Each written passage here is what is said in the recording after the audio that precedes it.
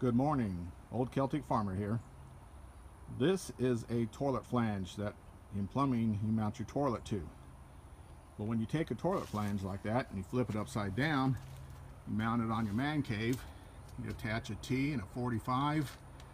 And one thing real quick here is this is not glued in and this is not glued in, so this can come out, this can go up, and I'll explain to you why I did that later. You take a piece of 1 inch, hoop it up,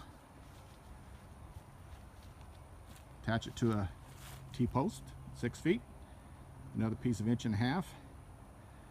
This is the beginnings of a very cheap hoop house.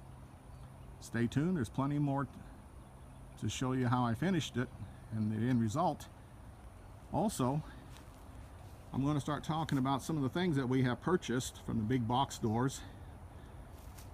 So please subscribe, so when these new videos come up, you'll be notified about it. Got some other things here that we bought at the box stores. Basically, of the good, the bad, and the ugly. Stay tuned, there's more coming. I got a few more touch-ups I have to do. Overall, it took about 5 hours from start to finish. I had to wait an hour for the glue joints to set up. There's such a spring on the bow here that would pop the glue joints if I didn't. But overall, it came out real nice. It's real cheap. You got about $40 for the tarp. You got about $15, $20 for the T-posts. You got about $100 for the PVC pipe.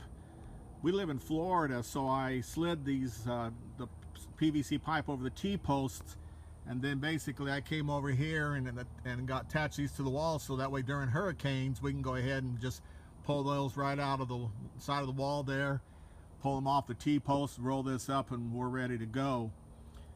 Right now I've got a standard tarp over it. In the wintertime I'll pull the tarp off, put plastic on there, close down the sides, draw heat from the man cave here, turn this into an external greenhouse, and we're ready to go. We can put a lot of plants in here. So overall, it came out real nice, and have a blessed day.